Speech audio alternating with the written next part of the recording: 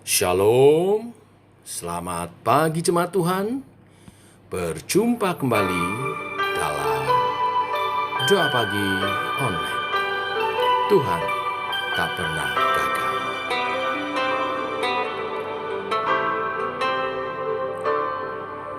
Ajarku mengerti saat jalanmu tak bisa kulihat. Kau tetap setia, ingatkanku lagi, hidupku ada di dalam tanganmu. Rancanganmu Tuhan, indah dan mulia. Tuhan tak pernah gagal, sanggup buktikan janji setiamu untuk selamanya. Imanku berkata, Tuhan tak pernah gagal.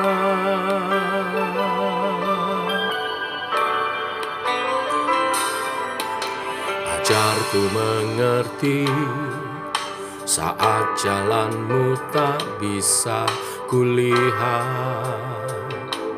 Kau tetap setia, ingatkanku lagi, hidupku ada di dalam tanganmu. Rancanganmu Tuhan, indah dan mulia. Tuhan tak pernah gagal, sanggup buktikan janji setiamu untuk selamanya. Imanku berkata, Tuhan tak pernah gagal. Iman dan pengharapanku teguh, lewati badai hidup bersamamu. Tangan kuat menjaga, Engkau kemenanganku. Iman dan pengharapanku teguh, lewati badai hidup bersamamu. Tangan kuat menjaga, Engkau kemenanganku.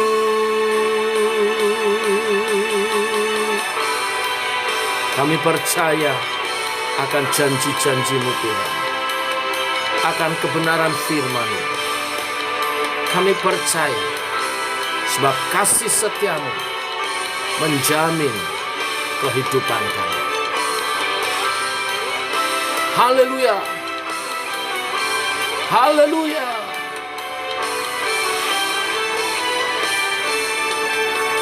Tuhan tak pernah gagal, sanggup buktikan janji setiamu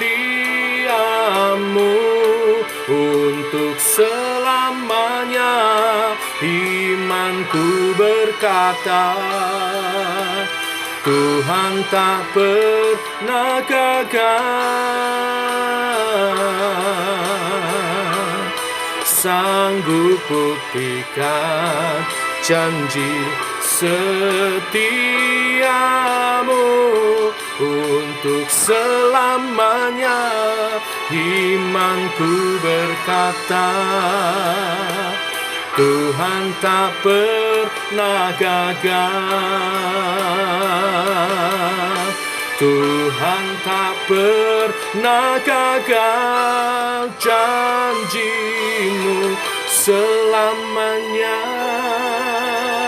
tak pernah pernah gagal.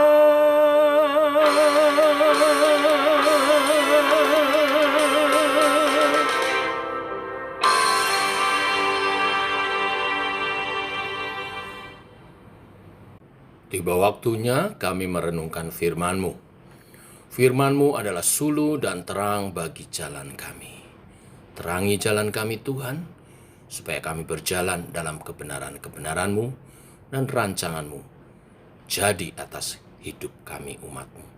Dan janji-janji berkat yang menyertainya digenapi. Dalam nama Tuhan Yesus Kristus. Amin. Bapak Ibu, kita lanjutkan renungan firman Tuhan. Masih di 2 Samuel pasal 15, kita lanjutkan ayat 13 sampai 37. Judul renungan hari ini, mengalah untuk menang. Demikian firman Tuhan. Lalu datanglah seseorang mengabarkan kepada Daud, katanya, hati orang Israel telah condong kepada Absalom.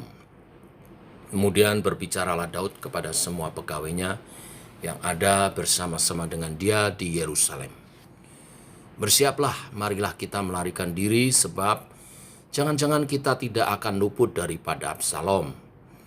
Pergilah dengan segera, supaya ia jangan dapat lekas menyusul kita, dan mendatangkan celaka atas kita, dan memukul kota ini dengan mata pedang. Para pegawai raja berkata kepada raja, terserah kepada tuanku raja, hamba-hambamu ini siap. Lalu keluarlah raja dan seisi rumahnya mengiringi dia. 10 orang gundik ditinggalkan raja untuk menunggu istana. Maka keluarlah raja dan seluruh orang-orangnya mengiringi dia. Dekat rumah yang terakhir mereka berhenti. Sedang semua pegawainya berjalan melewatinya, juga semua orang Kreti dan semua orang Peleti, juga semua orang Gad, 600 orang banyaknya yang mengiringi dia sejak dari Gad berjalan melewati raja. Lalu bertanyalah raja kepada Itai orang Gad itu, mengapa pula engkau berjalan berserta kami? Pulanglah dan tinggallah bersama-sama raja, sebab engkau orang asing, lagi pula engkau orang buangan dari tempat asalmu. Baru kemarin kau datang, masakan pada hari ini aku akan membawa engkau mengembara bersama-sama kami. Padahal aku harus pergi entah kemana. Pulanglah dan bawalah juga saudara-saudaramu pulang. Mudah-mudahan Tuhan menunjukkan kasih dan setianya kepadamu. Tetapi Itai menjawab raja, demi Tuhan yang hidup dan demi hidup tuanku raja, di mana tuanku raja ada, baik hidup atau mati, di situ hambamu juga ada. Lalu berkatalah Daud kepada Itai, jika demikian berjalanlah lewat. Kemudian lewatlah Itai orang Gad itu, bersama-sama dengan semua orangnya dan semua anak yang menyertai dia. Seluruh negeri menangis dengan suara keras ketika seluruh rakyat berjalan lewat. Raja menyeberangi sungai Kidron dan seluruh rakyat berjalan ke arah padang gurun. Dan lihat juga Sadok ada di sana beserta semua orang Lewi mengangkat tabut perjanjian Allah. Mereka meletakkan tabut Allah itu. Juga Abiatar ikut datang, sampai seluruh rakyat dari kota selesai menyeberang. Lalu berkatalah raja kepada Sadok, bawalah tabut Allah itu kembali ke kota. Jika aku mendapat kasih karunia di mata Tuhan, maka ia akan mengizinkan aku kembali, sehingga aku akan melihatnya lagi, juga tempat kediamannya. Tetapi jika ia berfirman begini, aku tidak berkenan kepadamu, maka aku bersedia, biarlah dilakukannya kepadaku apa yang baik di matanya. Lagi berkatalah raja kepada Sadok, imam itu, jadi engkau dan Abiatar pulanglah ke kota dengan selamat beserta anakmu masing-masing, yakni Ahimaas anakmu dan Yonatan anak Abiatar. Ketahuilah aku akan menanti di dekat tempat-tempat penyeberangan ke padang gurun, sampai ada kabar dari kamu untuk memberitahu aku. Lalu Sadok dan Abiatar membawa tabut Allah itu kembali ke Yerusalem, dan tinggallah mereka di sana. Daud mendaki bukit Zaitun sambil menangis. Kepalanya berselubung dan ia berjalan dengan tidak berkasut. Juga seluruh rakyat yang bersama-sama dengan dia masing-masing berselubung kepalanya dan mereka mendaki sambil menangis. Ketika kepada Daud dikabarkan demikian, Ahitofel ada di antara orang-orang yang bersepakat dengan Absalom. Maka berkatalah Daud, gagalkanlah kiranya nasihat Ahitofel itu ya Tuhan.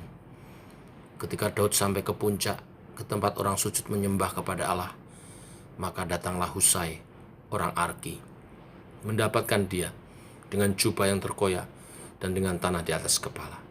Berkatalah Daud kepadanya, jika engkau turut dengan aku, maka engkau menjadi beban kepadaku nanti. Tetapi jika engkau kembali ke kota dan berkata kepada Absalom, aku ini hambamu, ya Raja, sebab dahulu aku hamba ayahmu, tetapi sekarang aku menjadi hambamu. Dengan demikian engkau dapat membatalkan nasihat Ahitofel demi aku. Bukankah Sadok dan Abiatar imam-imam itu ada bersama-sama engkau di sana? Jadi segala yang kau dengar dari dalam istana raja haruslah kau beritahukan kepada Sadok dan Abiatar, imam-imam itu. Ingatlah, di sana bersama-sama dengan mereka ada 2 anak mereka, Ahimaas anak Sadok dan Yonatan anak Abiatar. Dengan perantaraan mereka haruslah kamu kirimkan kepadaku segala hal yang kamu dengar. Dan tibalah Husai sahabat Daud di Yerusalem tepat pada waktu Absalom masuk ke kota itu. Bapak Ibu jemaat Tuhan, sesaat setelah Absalom mendeklarasikan dirinya sebagai Raja Israel, ia pun hendak menduduki Yerusalem sebagai ibu kota pemerintahan dan menggulingkan Daud, raja yang sah, ayahnya. Daud adalah raja yang berpengalaman dan menguasai strategi perang. Di usia remajanya saja ia sudah dapat berhadapan dengan Goliat, prajurit Filistin yang sangat ditakuti Saul pada waktu itu.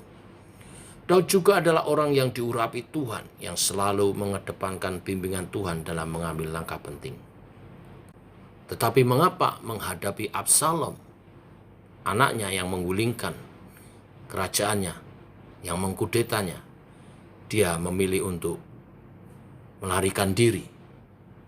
Bapak Ibu, langkah yang diambil Daud adalah langkah mengalah untuk menang. Langkah itu yang pertama. Dia melarikan diri untuk menghindari peperangan yang tidak perlu.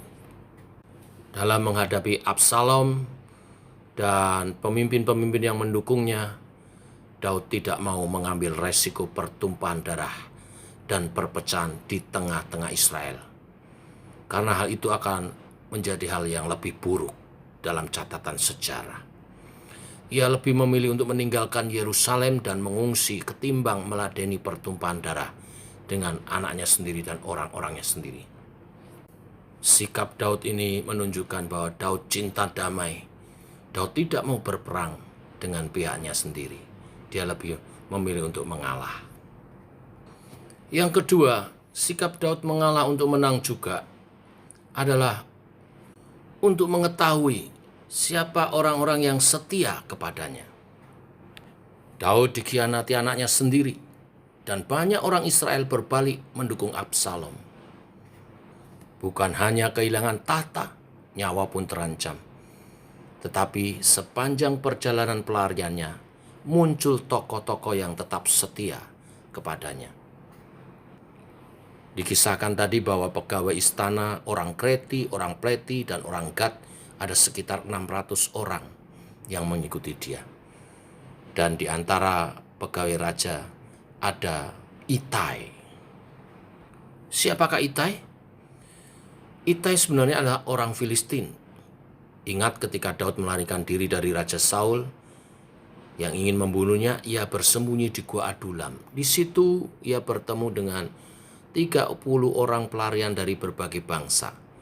Bersama-sama mereka, Daud membentuk kelompok Adulam yang menjadi pasukan elitnya yang ada di sekitar Daud. Setelah Daud menjadi raja, tim ini merekrut tentara-tentara baru.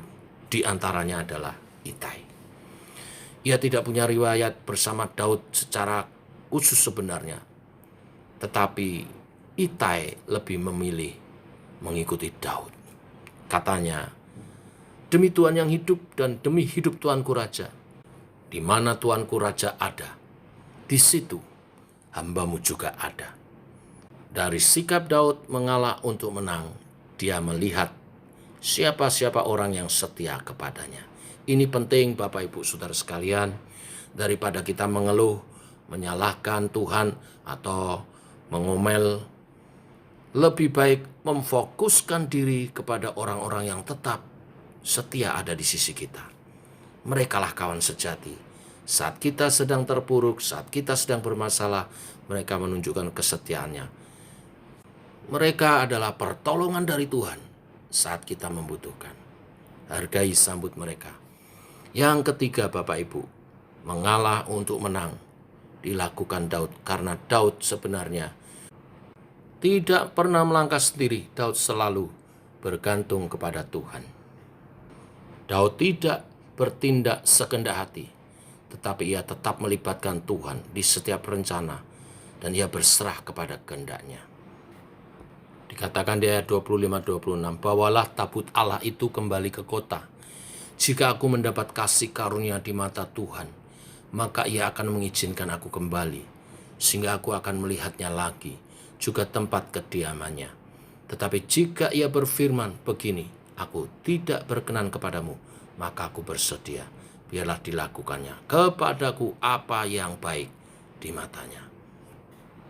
Inilah berita firman hari ini, Bapak Ibu jemaat Tuhan, bagaimana kita menghadapi permasalahan hidup saat permasalahan itu ditimbulkan oleh orang di sekitar kita. Kita belajar dari Daud, menahan diri, melangkah untuk menang, menghindari pertumpahan darah, mengevaluasi tim yang orang-orang yang ada di sekitar kita yang setia, memberi waktu untuk kita dengar-dengaran akan Tuhan, akan kehendaknya, sambil menyusun strategi. Daud tidak tinggal diam. Dia tetap taruh orang-orangnya di Yerusalem untuk mengambil informasi-informasi apa yang dilakukan Absalom dan menyusun langkah-langkah berikutnya. Dan yakinlah bagi setiap orang percaya, Tuhan bekerja seturut kehendaknya, mendatangkan kebaikan bagi setiap orang yang mengasihinya. Tuhan memberkati kita. Amin. Mari kita berdoa. Bapa dalam surga, dalam nama Tuhan Yesus, kami bersyukur oleh kasih dan anugerah-Mu.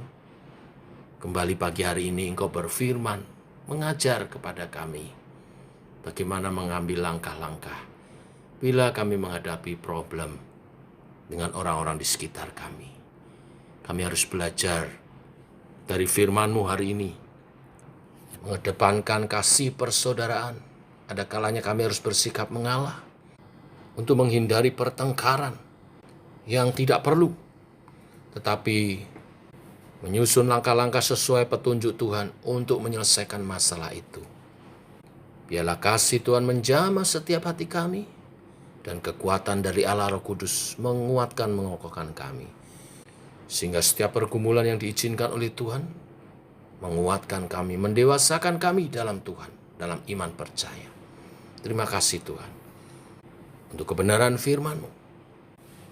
Berkati umat-Mu, pribadi lepas pribadi, juga keluarga-keluarga, dalam kasih Tuhan, dalam keharmonisan, cinta kasih, dan kebahagiaan, kesehatan, dan kesuksesan, masa depan yang indah di dalam Engkau. Berkati anak cucu kami, studi, pekerjaan, pergaulan mereka, jaga lindungi, sehingga mereka bertumbuh dalam kebenaran-kebenaran firman-Mu, dalam iman percaya kepada Tuhan, hidup mengabdi kepada Tuhan sejak lagi muda. Mereka melayani Tuhan. Berkati jemaat-jemaat-Mu, bertumbuh dalam iman percaya, berbuah, baik jiwa-jiwa, karakter maupun karya ilahi, karya-karya yang bersifat kekekalan. Ini doa kami menyertai sepanjang hari ini, perjalanan kami berjalan bersama dengan Tuhan. Dalam nama Tuhan Yesus Kristus. Amin. Demikian saudara doa pagi kita. Selamat pagi. Tetap sehat, tetap semangat. Shalom.